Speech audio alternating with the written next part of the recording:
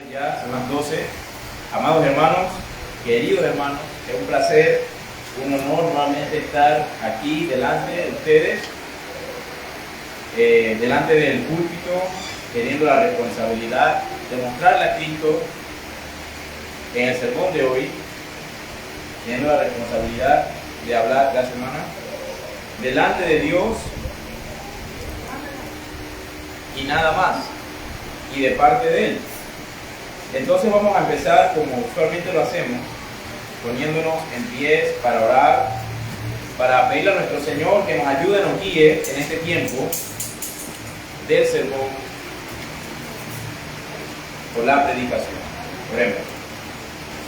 Amantísimo Señor, te damos gracias por tu amor y por tu misericordia.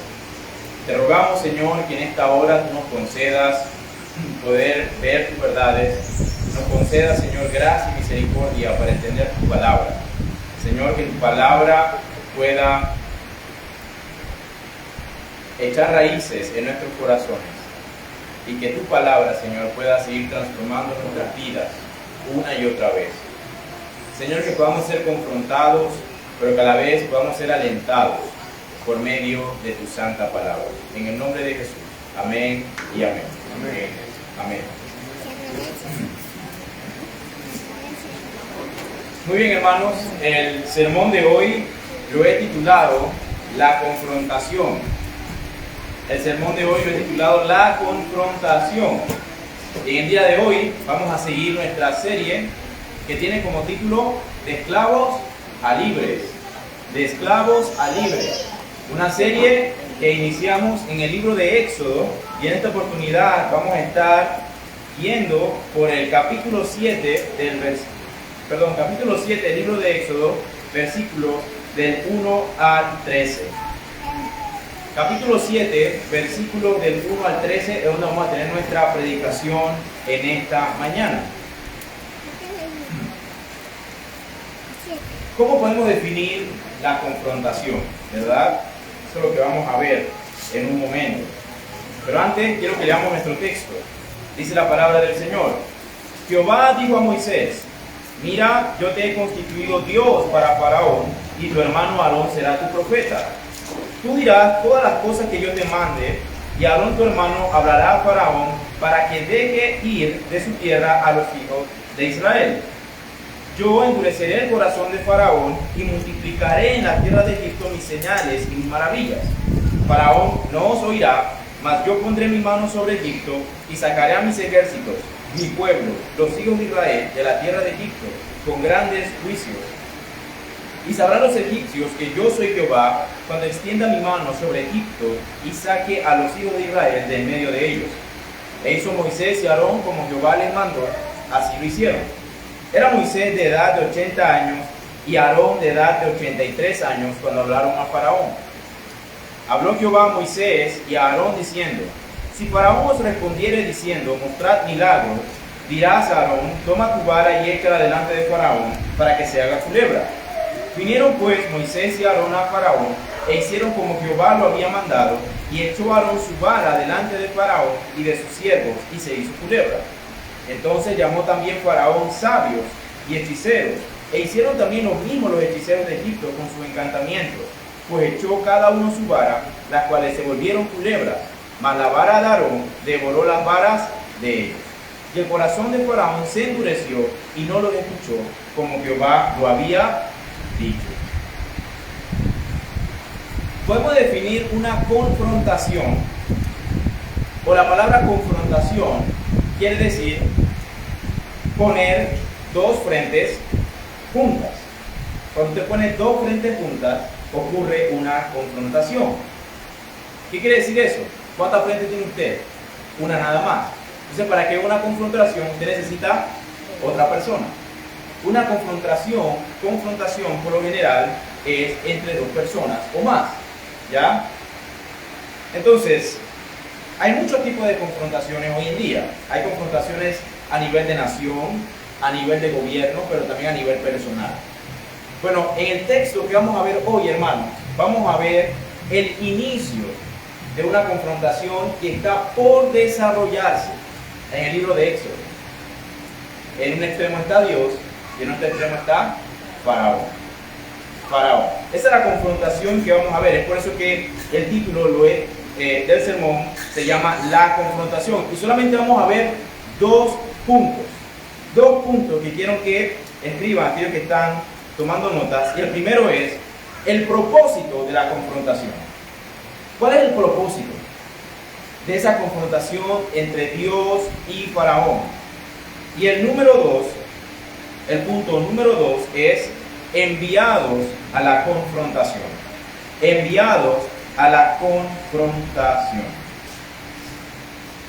Hermanos, uno de los mensajes, una de las ideas principales que quiero que ustedes se lleven hoy del sermón es que el Señor Dios es Señor sobre todo. Sobre todo y sobre todos. Hermanos, estos versículos que estamos viendo aquí, que ya leímos hace un rato, son un punto denso donde vamos a ver ese inicio del conflicto entre Dios y Faraón. Entonces, ¿cuál es la idea central de todo este pasaje?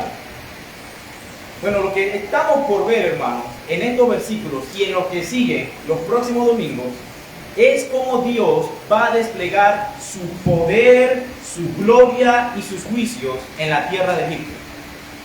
Vamos a ver a Dios actuando, desplegando su poder, su gloria y sus juicios. Entonces, nuestro primer punto es el propósito de la confrontación. ¿Cuál es? ¿Cuál es? El propósito es este, hermanos. Que los egipcios reconozcan que el Señor también es Señor sobre ellos. Esto es importante, hermanos.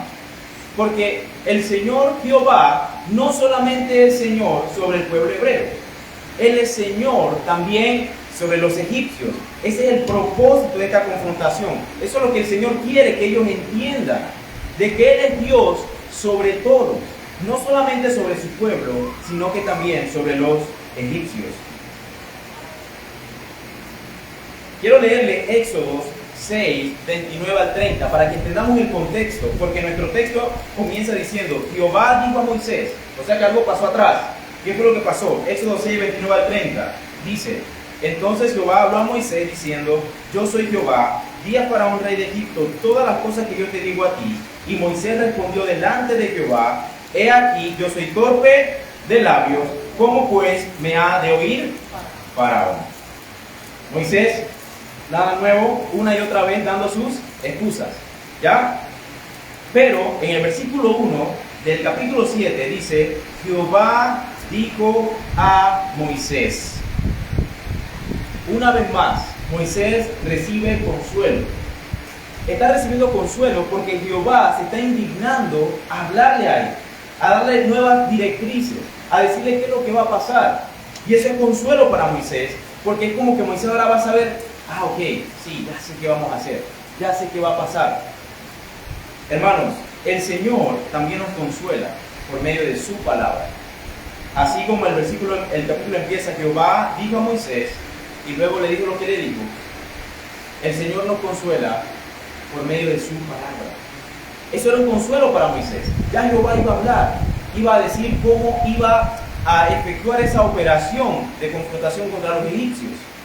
Y nosotros encontramos consuelo también en la palabra del Señor, porque por medio de la palabra es que Dios nos habla. Pero Moisés aquí recibe un remedio para su falta de fe. ¿Por qué? Porque ¿qué dijo en el versículo 29? ¿Cómo pues me ha de oír Faraón si yo soy torpe de labios? Eso es una falta de fe. Porque Moisés, ¿con quién está hablando? Con el Señor Todopoderoso, aquel que es Señor sobre todos. Pero él recibe entonces un remedio para su falta de fe. ¿Y cuál es el remedio? Dice el versículo 7, yo te he constituido Dios para Faraón, y tu hermano Aarón será tu profeta. ¿Qué significa que el Señor va a constituir a Moisés como Dios para Faraón? ¿Qué significa eso? Bueno, lo que significa, hermanos, es que Dios está dotando a Moisés de una suprema autoridad y poder para derribar el orgullo del Faraón. Es lo que le está diciendo, yo te he constituido Dios para Faraón. Es decir, yo te he dado la autoridad y el poder para que vayas con él. Tú no estás solo, Moisés. Yo te he preparado, te he dotado para que vayas. Y además, le dice, y tu hermano Aarón será tu profeta. No iba a ir solo, iba a ir acompañado. Moisés está recibiendo consuelo de Dios, diciéndole cómo es que va a pasar la confrontación. Versículo 2 dice, tú dirás todas las cosas que yo te mande, y Aarón tu hermano hablará a Faraón para que deje ir de su tierra a los hijos de Israel. Miren lo que Dios dice, hermano, a Moisés. Tú dirás todas las cosas que yo te mande. Sí, yo te he puesto con poder y autoridad ante Faraón, pero tú te subordinas ¿a quién? A mí. Tú no vas a hablar lo que tú quieres, tú vas a hablar lo que yo quiero que tú hables. Entonces, ¿aquí qué está pasando? Aquí el Señor está restringiendo el poder dado a Moisés y le da límites apropiados. ¿Cuál es el límite? Bueno, tú no vas a decir nada que yo no te he ordenado. No vas a hablar más de la cuenta, vas a decir exactamente lo que yo te he dicho que digas. Hermanos, quiero que sepan que al predicar el Evangelio, el Señor también ha restringido, nos ha dado límites de qué es lo que tenemos que decir. Cuando predicamos el Evangelio tenemos que asegurarnos de decir únicamente lo que Dios quiere que digamos. No quitarle, no agregarle, no suavizarlo, únicamente lo que Dios quiere que digamos. Entonces Dios también nos restringe a hablar únicamente lo que Él nos mande a hablar. ¿Por qué? Porque igual que Moisés, nosotros somos ministros suyos bajo su poder. Bajo su poder. Miren, hermanos, más adelante, en el capítulo 7, pero más adelante, Moisés se le ordenó decirle a Faraón lo siguiente. Eso está en el versículo 7, versículo, ya le digo, del versículo 15 al 18. Miren esto, vamos a leer el 7 del 15 al 18. Miren una parte de lo que Dios quiere que Moisés le diga al faraón. Presta atención. Dice, ve por la mañana a Faraón, he aquí que él sale al río, y tú ponte a la ribera delante de él.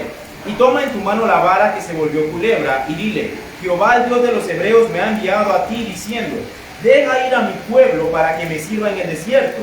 Y he aquí que hasta ahora no has querido ir. Así ha dicho Jehová, en esto conocerás que yo soy Jehová. He aquí yo golpearé con la vara que tengo en mi mano el agua que está en el río, y se convertirá en sangre, y los peces que hay en el río morirán, y hederá el río, y los egipcios tendrán asco de beber el agua del río. Estas son instrucciones específicas que Moisés tenía que decirle a Faraón tal cual como el Señor se lo había dicho. Bueno, si un evangelista del tiempo de hoy, o un supuestamente hermano del tiempo de hoy, le hubiera tocado el trabajo de hacerle saber a Faraón esto, seguramente hubiera sonado parecido a esto. Faraón, Dios te ama. Tú sabes que Él tiene un plan maravilloso para tu vida.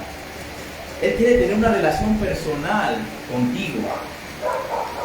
Dios te pide que por favor dejes ir a su pueblo. O si no, puede que sucedan cosas malas. Pero no te preocupes, Faraón. Dios es un caballero. Él seguirá tocando la puerta de tu corazón. Lo único que tienes que hacer es permitirle entrar. Así hubiera sonado, hermanos. Así hubiera sonado, pero no. Dios es soberano. Amén. Él no le pide permiso a nadie para orar. Él es Señor de señores. Amén. Por lo tanto, cuando nosotros somos enviados a predicar el Evangelio, prediquemos el Evangelio tal como está, hermano. No tratemos de adornarlo, no tratemos de suavizarlo, no tratemos de agregar, de quitar, porque entonces no estamos siendo ministros fieles delante de Dios. En la clase, en antes hablábamos, una hermana decía, sonaré duro, hermano, pero ya yo le he hablado a mis compañeros así, acá. El Señor no ama a todos. Y eso es una verdad bíblica, hermano.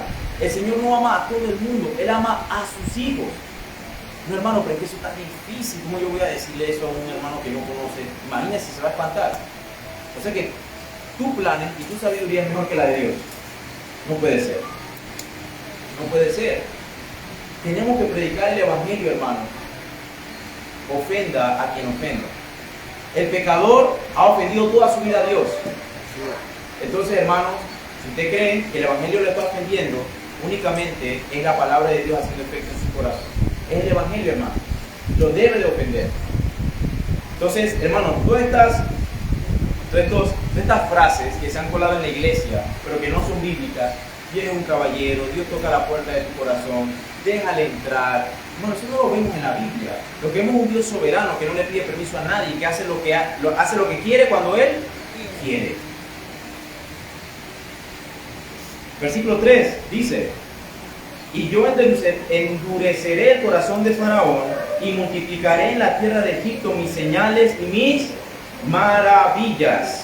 Aquí hay una frase, hermanos, complicada. Es una frase que yo decía que Zuleta, ojalá no me toque esta porción a mí, y me tocó. Ahora le toca al pastor o a ti. Porque es una frase complicada, nuevamente, que nos reta a entender cómo Dios trabaja, cómo Dios opera. Y la frase es: yo endureceré el corazón de Faraón. Una frase complicada, hermano. Hay muchos comentarios acerca de esa frase.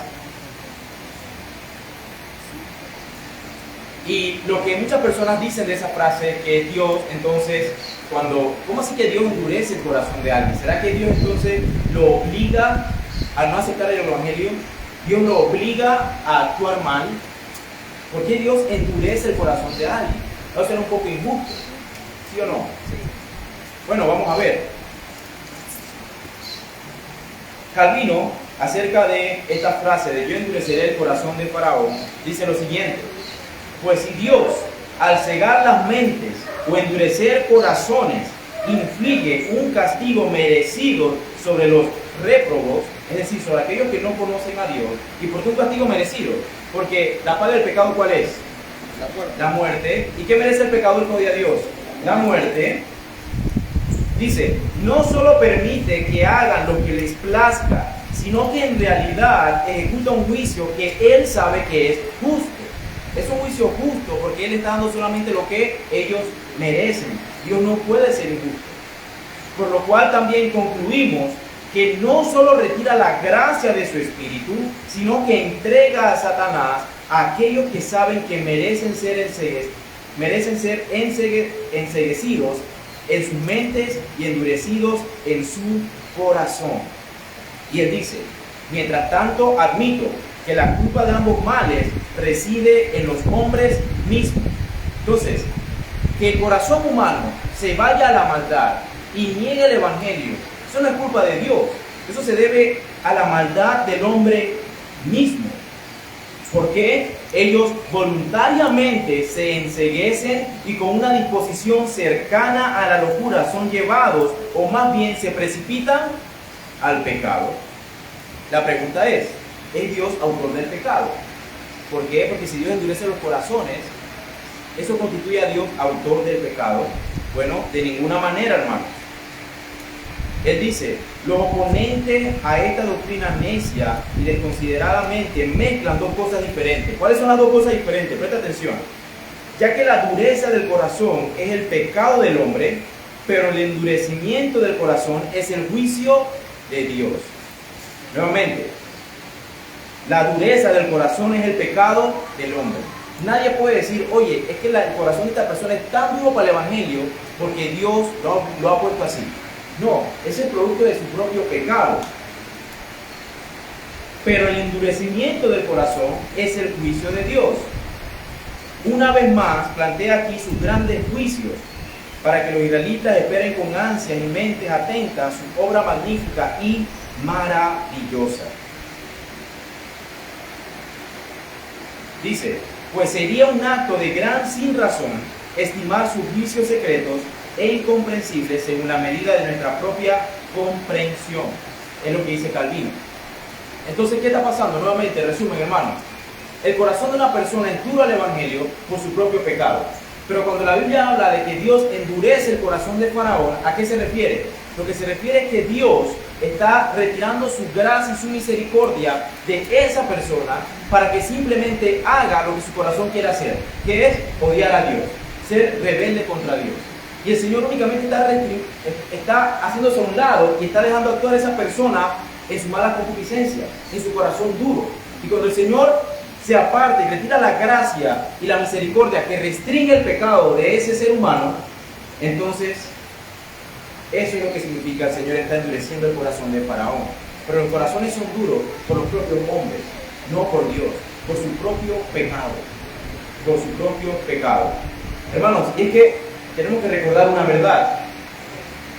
La persona más mala que usted conozca, aún esa persona malvada, egoísta, homicida, esa persona, el poder de Dios está restringiendo el pecado en esa persona para que no sea mayor de lo que ya es. Dios constantemente en su gracia y su misericordia restringe la maldad de estas personas para que su maldad no sea mayor de la que ya es. Cuando Dios quita su gracia, quita su misericordia de esa persona, entonces esa maldad sale a flote aún más y más. Y eso es lo que significa que el Señor ha endurecido el corazón de Faraón. Versículos 4 al 5. Y Faraón no os oirá, mas yo pondré mi mano sobre Egipto y sacaré a mis ejércitos, mi pueblo, los hijos de Israel de la tierra de Egipto, con grandes juicios. Y sabrán los egipcios que yo soy Jehová cuando extienda mi mano sobre Egipto y saca a los hijos de Israel del medio de ellos. Hermanos, tenemos que recordar que la actitud de Faraón, cuando Moisés y Aarón se presentan por primera vez delante de él, no fue una actitud favorecida, no fue una actitud de, oye, ¿quién es ese Dios? Cuéntame más acerca de tu Dios. No, fue una actitud de rechazo y de menosprecio. Miren lo que dice Éxodo 5:2, dice, cuando Aarón y Moisés se presentaron por primera vez ante Faraón, miren cómo respondió Faraón. ¿Quién es Jehová para que yo oiga su voz y debe ir a Israel? Yo no conozco a Jehová, ni tampoco dejaré ir a Israel. Pero ese quién es no demuestra interés por conocerlo, lo que demuestra es un desprecio. Es un desprecio. ¿Por qué desprecio? Miren lo que dice Éxodo 5:8. Y les impondréis la misma tarea de ladrillo que hacían antes, y no les disminuiré nada, porque están ociosos. Por eso se levantan la voz diciendo, vamos y ofrezcamos sacrificios a nuestro Dios. Eso es un desprecio, hermano, al Señor de señores. Él no quería conocer a Dios. Pero recuerden que cuando Aarón y Moisés se presentan ante Faraón, que es el rey de Egipto, ¿qué está sucediendo en ese momento? ¿Egipto qué era? Egipto era una potencia política, religiosa y militar. Es como que si unos predicadores se pararan al frente del presidente de los Estados Unidos, que es una potencia política, militar y de poder, o ante el presidente de China, que es otra potencia política, militar y religiosa también. Hermano, eso es lo que estaba pasando. No era un faraón cualquiera. Egipto era la potencia en ese tiempo. Era lo mejor de lo mejor. Ellos estaban llenos de dioses y aún Faraón era tratado como un dios. Hermanos, ese es el contexto en el cual llegamos a nuestro pasaje. Ese es el contexto donde está ocurriendo la confrontación que está por ocurrir entre Dios y Faraón. Aquel que se creía invencible. Aquel rey de una potencia militar, religiosa y política. Ese es el contexto, hermano. En una frente está Dios, en la otra está Faraón. Nuevamente, ¿cuál es el propósito de Dios en esta confrontación? El propósito, nuevamente se lo voy a recordar, es manifestar que Dios el Señor es Señor, no sobre los hebreos, no solamente sobre los hebreos, sino también de los egipcios. ¿Y cómo lo hará? ¿Cómo Dios demostrará que Él es Señor sobre todos, hebreos y egipcios? Lo va a hacer multiplicando sus señales y sacando victorioso a su pueblo. Así lo va a hacer. Y es lo que vamos a ver más adelante. Esa historia de las plagas, ¿se acuerdan? Las ranas, el río en sangre, las langostas, los primogénitos. Hermanos, ¿y qué nos demuestra esto? Porque recuerden que cuando Aarón y Moisés se presentaron, ya vimos que el faraón no conocía al Señor. ¿Y quién es Jehová? yo no conozco a Jehová y tampoco voy a ir al pueblo. ¿Qué demuestra esto, hermano? Demuestra lo siguiente. A pesar de que el mundo que nos rodea voluntariamente ignora a Dios, y digo voluntariamente porque eso es lo que ellos quieren hacer, aunque el mundo que nos rodea voluntariamente ignora a Dios, esto no cambia en lo más mínimo quién es Dios. No lo cambia, hermano. Eso no le quita su poder, no le quita su gloria, no le quita su majestad, no le quita su soberanía. Nada de eso cambia. Él sigue siendo Señor sobre todo. Es como que si usted agarra a alguien, no sé, alguien que iba a una montaña, que no tiene internet, ni televisión, ni nada, y le dice, oye, ¿tú conoces a Nito Cortizo? No. ¿Y quién es ese? Ese es el presidente de tu país, de Panamá. Ah, mira, no sabía. ¿Por qué ese muchacho no sabía de Nito? ¿Nito deja de ser presidente? No. Así pasa, hermano. Porque el mundo que nos rodea ignora a Dios. Dios no debe de ser Dios en poder, gloria, soberanía y majestad. Amén. Él sigue siendo Dios. Hermanos, Jesús, el Hijo de Dios, vino con el propósito de hacer evidente el señorío de Dios sobre todos. Él hizo un mejor trabajo que Moisés y Aarón. Ese era el trabajo de Moisés y Aarón. Que el pueblo viera que Jehová Dios es Señor sobre todo. Pero hay alguien que hizo un mejor trabajo que Moisés y Aarón. Y ese fue nuestro Señor Jesucristo. Él vino con ese propósito. Miren lo que dice Juan 17, del 1 al 6. Vamos a leer todo Juan, capítulo 17, del 1 al 6. Estas cosas habló Jesús, y levantando los ojos al cielo, dijo: Padre, la hora ha llegado. Glorifica a tu Hijo, para que también tu Hijo te glorifique a ti, como le has dado potestad sobre toda carne, para que dé vida eterna a todos los que le diste. Y esta es la vida eterna, que te conozcan a ti, el único Dios verdadero, y a Jesucristo, a quien has enviado. Yo te he glorificado en la tierra, he acabado la obra que me diste que hiciese. Ahora pues, Padre, glorifícame tú al lado tuyo con aquella gloria que tuve contigo antes que el mundo fuese. He manifestado tu nombre a los hombres que del mundo me diste. Tuyos eran y me los diste, y han guardado tu palabra. He manifestado tu nombre. Ese era el propósito de Cristo. Hacer ver el señorío de Dios sobre todo. Al igual que era el propósito de Moisés y Aarón.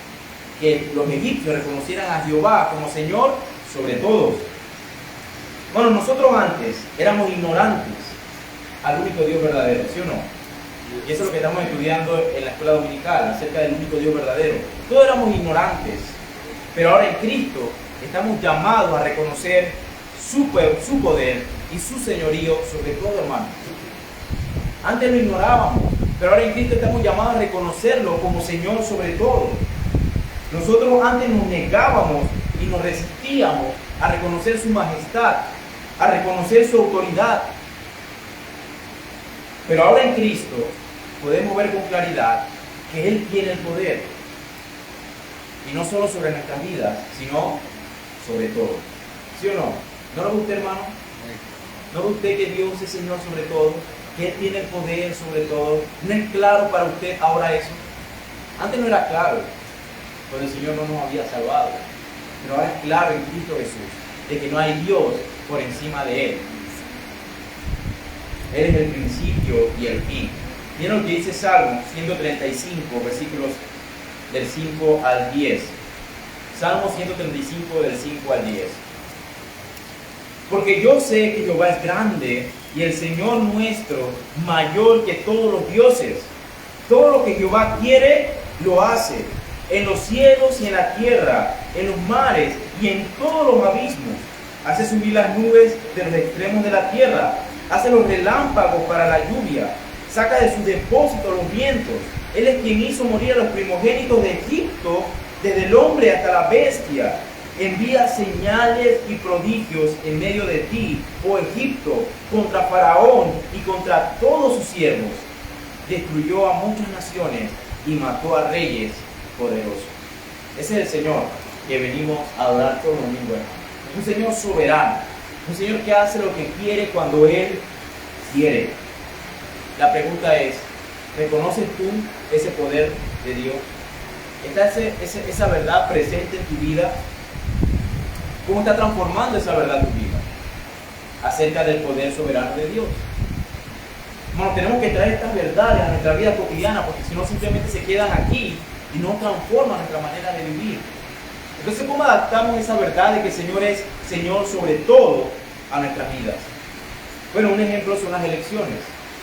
El próximo año estamos por tener nuevo presidente. Quede quien quede, hermanos.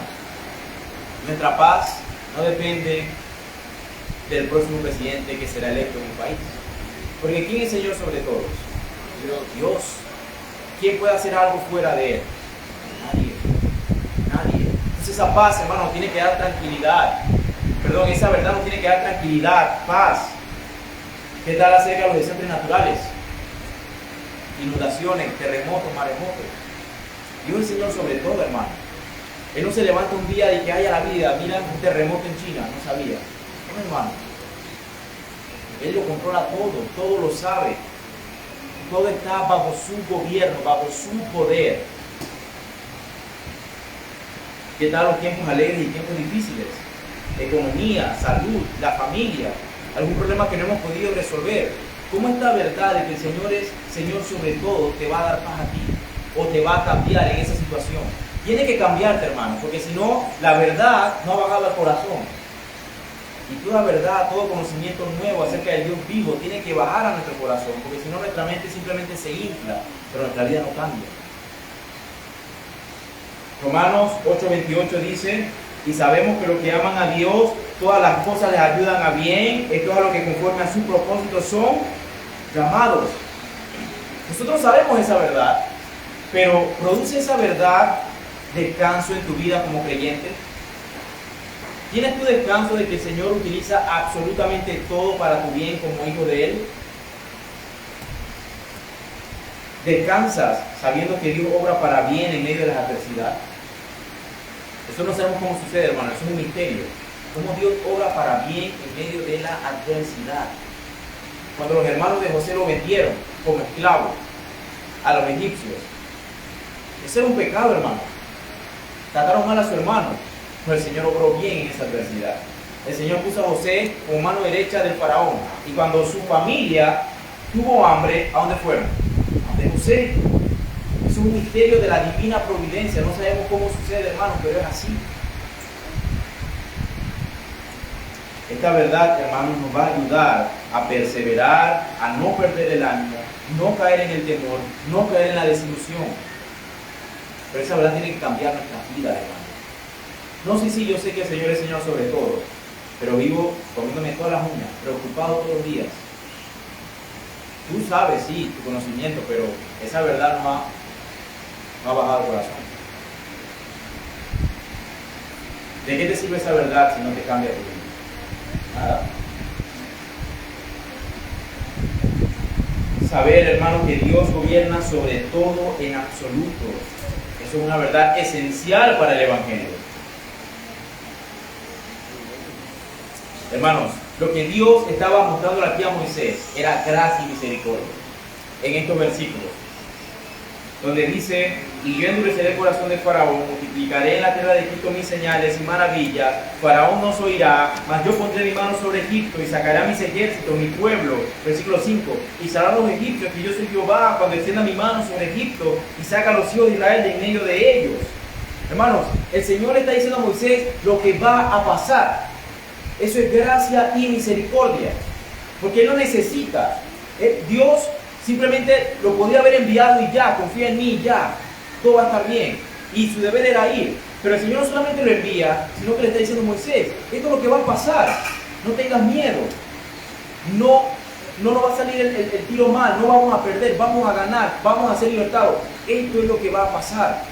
Eso es misericordia y gracia. Él estaba diciendo cómo sería el futuro victorioso de Israel. Al final, Moisés, yo voy a liberar a mi pueblo. Faraón se va a oponer, él no va a querer. Pero Moisés, ten paz, yo lo voy a liberar. Porque yo soy Dios. Hermanos, Dios ha hecho lo mismo con nosotros, como con Moisés. Así como Dios le está diciendo a Moisés, Moisés, este es el futuro glorioso de tu pueblo. Él nos está mostrando gracia y misericordia al dejarnos su palabra, donde podemos ver cuál es el futuro glorioso de la iglesia. Nuestro futuro glorioso, hermano, gracias a un libertador mejor que Moisés, nuestro Señor Jesucristo. ¿Y cuál es el futuro glorioso de la iglesia? Que un día reinaremos con Él, tendremos su bendita compañía y será eterno, será para siempre. Entonces, aquí le decimos fácilmente, ¿verdad? Pero Moisés es tonto. Oye, pero ¿por qué se preocupa? Si mira, el Señor le está diciendo lo que va a pasar y nosotros somos tontos también. ¿Por qué nos preocupamos si ya el Señor nos ha dicho lo que va a pasar en la iglesia? ¿Por qué te afanas? ¿Por qué te estresas? ¿Por qué te desilusionas? ¿Por qué vives desanimado constantemente si el Señor ya te ha mostrado gracia y misericordia diciéndote lo que va a pasar? Lo mismo ha hecho con nosotros, hermanos. Tenemos que descansar en el Señor. Descansemos en Jesucristo, su Hijo, porque Él es la mayor muestra del poder de Dios. Hermanos, estas plagas que vamos a ver los próximos domingos, que ocurrieron en el pueblo de Egipto, fueron señales de Dios. No lo llamemos por plagas, plagas es como normalmente lo conocemos, pero en verdad fueron ¿qué? Señales del poder de Dios. Cada vez que pasaba una plaga era para que el pueblo viera el poder omnipotente de Dios, que Él puede hacer lo que Él quiere. Entonces son señales, ya no pierdan eso de vista, son señales de Dios. Pero hermanos, Jesucristo es la mayor muestra del poder de Dios. Amén. Mira lo que dice el versículo 5. Y sabrán los egipcios que yo soy Jehová cuando extienda mi mano, es decir, las señales sobre Egipto, y saque a los hijos de Israel de en medio de ellos. Hermanos, cuando el versículo 5 dice yo soy Jehová, no es solamente una frase más aquí en la Biblia, hermanos. Es Dios hablando de Él mismo, de su gloria, de su poder. Su nombre está involucrado, su gloria está involucrado. No es solamente palabra, hermano. Él está diciendo, yo soy Jehová, mi gloria, mi poder está en juego y lo voy a hacer conocer por medio de señales. Es lo que dice el versículo 5, cuando extienda mi mano, las señales que voy a enviar. Hermanos, los egipcios están a punto de presenciar el poder omnipotente de Dios por medio de todas esas señales. Y quizás alguien aquí podrá preguntar, hermano Edgardo, Egipto tuvo esas señales. Ver el agua convertirse en sangre, ver las langostas inundando el país, las ranas inundando el país, el polvo convirtiéndose en mosquitos, la muerte de los primogénitos. Egipto tuvo sus señales, hermano. Y yo, ¿cómo sé que Dios es Dios? ¿Cuáles son mis señales? ¿Qué es lo que yo puedo ver? Quizá alguien se pregunta eso. ¿Dónde están esas señales para que yo atienda la voz del Señor hoy en día, hermano? Bueno, le voy a mostrar la más grande señal en Mateo 12, del 38 al 42. Mateo 12, del 38 al 42.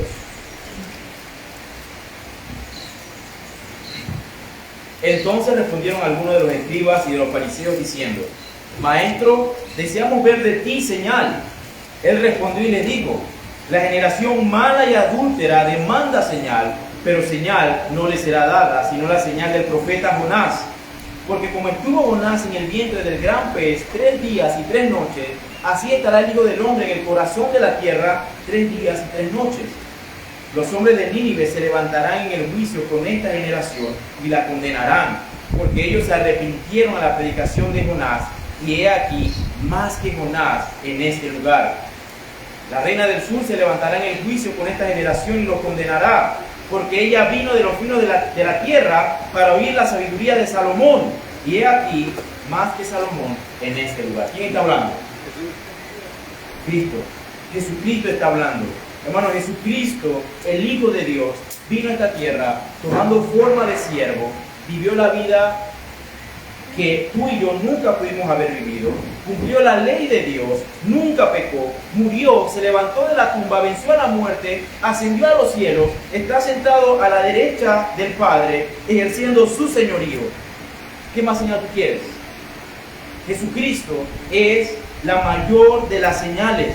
más que todas las que los egipcios experimentaron con sus plagas.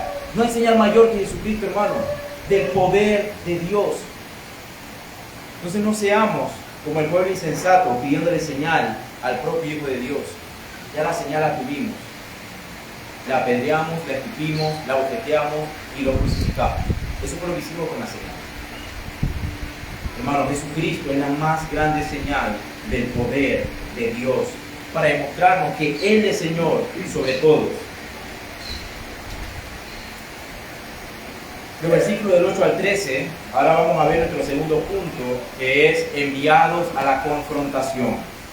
Vemos aquí en los versículos del 8 al 13, hermanos, cómo Moisés y Aarón ya se les dijo cuál es el propósito de la confrontación, pero ahora ellos van a ser enviados a la confrontación.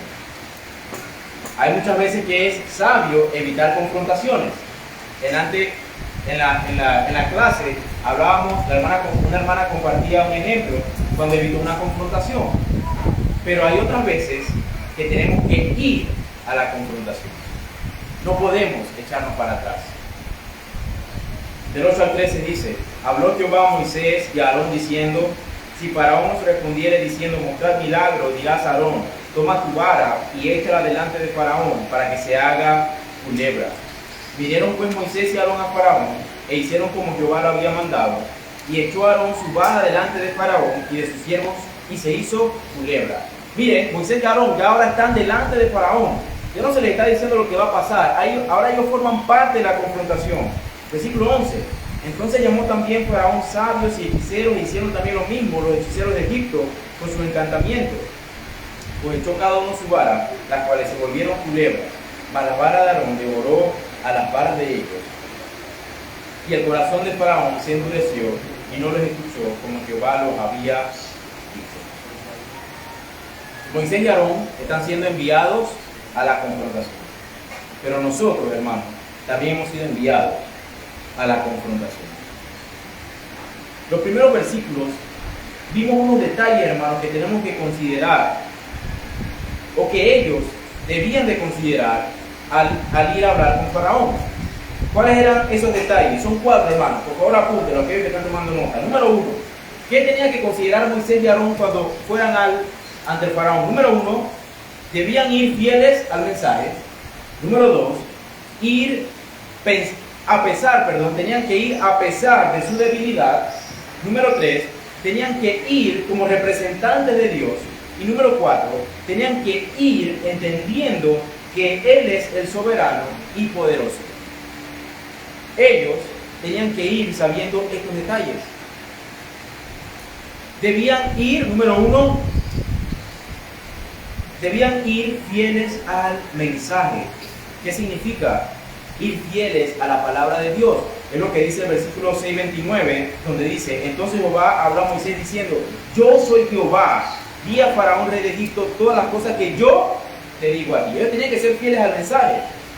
Versículo 7:2 que ya leímos, que dice: tú dirás todas las cosas que yo te mande, y Aarón tu hermano hablará a Faraón para que deje ir de su tierra a los hijos de Israel.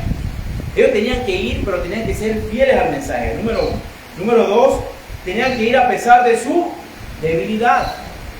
Éxodo 6:30, Moisés respondió delante de Jehová: he aquí yo soy corte de labios, ¿cómo pues me ha de oír Faraón?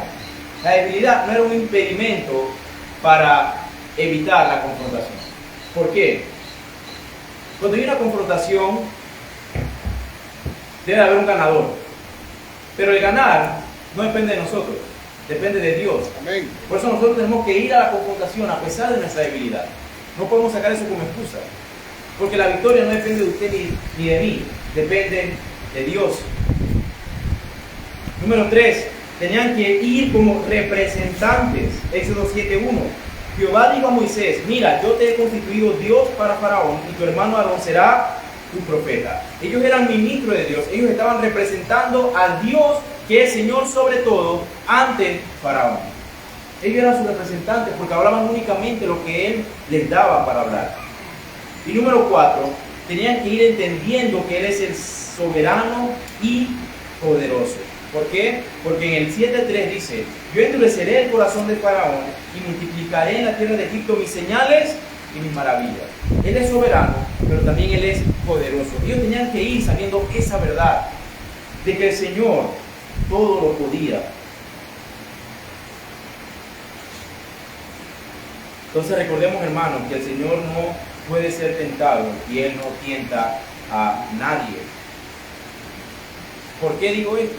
Porque nuevamente, con referencia a la frase de endureceré el corazón de Faraón, Éxodo 3:19 afirma que esa ya era la actitud de Faraón. No es que el Faraón quería hacer algo bueno, quería dejar al pueblo de Israel y el Señor le dijo, no, tú te toca hacer el malo en la película. No, no es eso. Es que ya Faraón tenía esa actitud dentro de él. Miren lo que dice Éxodo 3:19. Mas yo sé que el rey de Egipto no os dejará ir, sino por mano fuerte. Esa actitud ya era de Faraón, propia de su corazón malo y perverso. Él no iba a dejar ir al pueblo. Nuevamente, hermanos, ¿cómo Dios endurece el corazón de Faraón? La respuesta es dejándolo y entregándolo a sus malos deseos, no restringiendo la maldad del corazón de Faraón. Así es como Dios endurece los corazones. Hermanos, constantemente Dios restringe la maldad en los impíos. Eso es algo que ocurre constantemente en su misericordia. Pero cuando Dios los entrega a su mal deseo y quita esa restricción de la maldad de su corazón, entonces un ser humano puede ser, o alguien de aquí puede llegar a ser peor que Hitler, hermano, peor que Mussolini. La única razón por la cual quizás vemos hombres que no son tan malos, entre comillas, es porque Dios constantemente restringe la maldad en su corazón. Entonces, hermanos, en los versículos anteriores, antes del 8 al 13, Moisés y Aarón eran solamente espectadores de lo que iba a pasar. Dios le está diciendo, va a pasar esto, voy a hacer esto, al final va a ocurrir esto y voy a hacer lo otro. Ellos eran espectadores. Pero en los versículos del 8 al 13, ellos dejan de ser espectadores y ahora forman a ser parte de ¿qué? De la confrontación. Ellos tienen que ir como representantes de Dios. Como representantes de Dios. Hermanos, cuando nosotros vayamos a la confrontación, porque hemos sido enviados a la confrontación, a predicar el Evangelio en este mundo caído, es una confrontación constante que tenemos en este mundo que odia a Dios. Tenemos que ir a predicar la palabra. Amén. Número 1, y ser fieles al mensaje, predicar lo que está aquí y nada más. Número 2, tenemos que ir a pesar de nuestra debilidad. Todos tenemos debilidades, pero la victoria no depende de nosotros, es de Dios. Entonces no puede ser una excusa para evitar proclamar la palabra de Dios. Número 3, tenemos que recordar que estamos yendo como representantes de Dios. Número 4, teníamos que ir a predicar el Evangelio entendiendo que Él es el soberano y poderoso.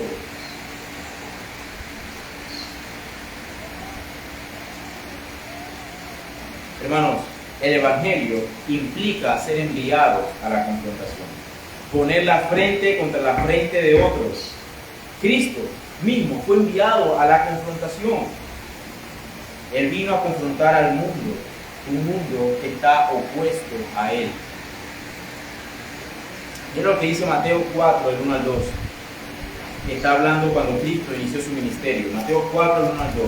Entonces Jesús fue llevado por el Espíritu al desierto para ser tentado por el diablo, y después de haber ayunado 40 días y 40 noches, tuvo hambre.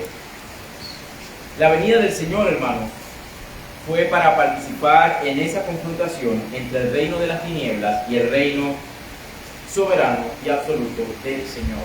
Cristo no rechazó su llamado, Él no evitó la confrontación, Él vino voluntariamente, se encarnó para confrontar el mundo de las tinieblas.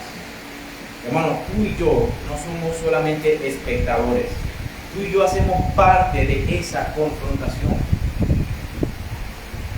Si tú pensaste que eras un mero espectador, hermano, levántate de ese sueño. Tú has sido enviado, tú has sido llamado a predicar y a proclamar el Evangelio, el reino de Dios, el reino de la luz, en contra de este reino de tinieblas, un mundo totalmente opuesto a él. Mira lo que dice Mateo 10, del 16 al 20. He aquí, yo os envío como ovejas en medio de lobos. Sed pues prudentes como serpientes y sencillos como palomas, y guardaos de los hombres, porque os entregarán a los concilios y en sus sinagogas os azotarán, y aún ante gobernadores y reyes seréis llevados por causa de mí, para testimonio a ellos y a los gentiles. Mas cuando os entregue, no os preocupéis por cómo o qué hablaréis, porque en aquella hora os será dado lo que habéis de hablar, porque no sois vosotros los que habláis, sino el Espíritu de vuestro Padre quien habla en vosotros. Hermanos, debemos llevar fielmente el mensaje del Evangelio. Hemos sido enviados como ovejas en medio de lobos. Entonces, hermanos, no esperen que la gente le diga, oye, buen trabajo, qué buen trabajo están haciendo con mi iglesia, los felicito. No esperen flores, no esperen halagos, no esperen pastillas, no esperen un almuerzo de bienvenida a la casa, hermano. No, porque hemos sido enviados como ovejas en medio de... Esperen ataques, esperen vituperios, esperen falsos testimonios en contra de ustedes.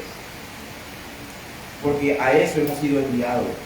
1 Corintios 1, 23, 24 dice, pero nosotros predicamos a Cristo crucificado. Para los judíos ciertamente tropezadero y para los gentiles locura, mas para los llamados, así judíos como griegos, Cristo, poder de Dios y sabiduría de Dios. Ese es el Evangelio. Ese es nuestro mensaje. Cristo, poder de Dios y sabiduría de Dios. Hermanos, tenemos que despertar cada día recordando que estamos siendo participantes de una confrontación que no inició ayer. Inició en el Edén, entre el reino de la luz y el reino de las tinieblas. Tenemos que despertarnos, saber que no somos espectadores, hermanos. No somos espectadores, estamos participando, somos partícipes de esta confrontación. Y es por eso que la vida cristiana es difícil, porque es una confrontación constante. Entonces, no importa si tú eres soltero, si eres casado, si tú eres papá, si eres mamá, si eres hombre o mujer, si trabajas o estudias, no importa, hemos sido enviados a la confrontación como ovejas en medio de lobos.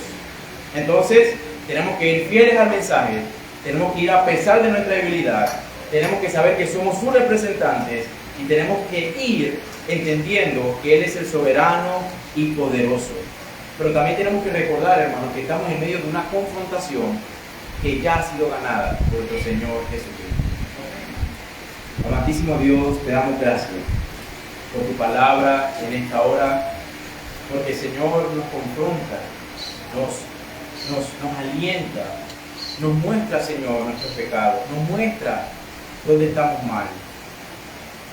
Oh Señor, te rogamos que nos uses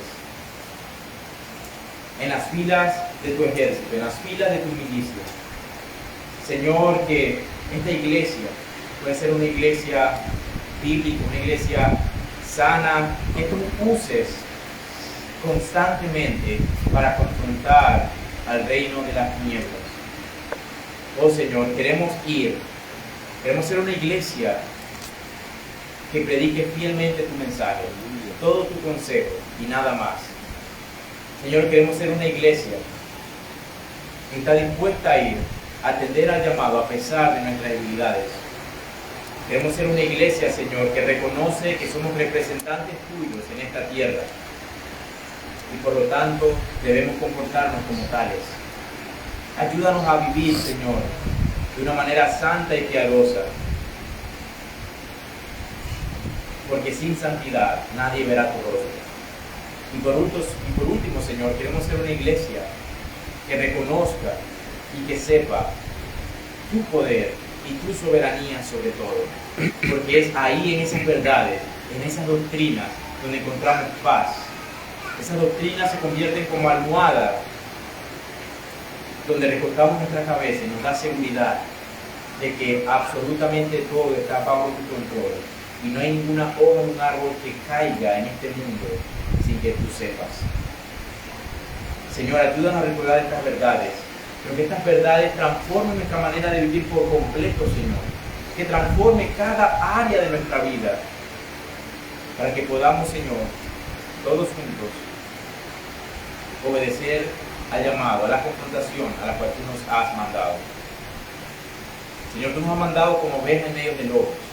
Ayúdanos a ser valientes y ayúdanos a recordar, Señor, que esta confrontación ya tú la has ganado. La ganaste en la cruz, cuando derrotaste el poder del pecado sobre tu iglesia, donde derrotaste la muerte y donde te convertiste en nuestro Señor victorioso, que reina hoy sobre todo y sobre todo. En el nombre de Jesús, ayúdanos, Padre. Amén y amén. Amén. Amén.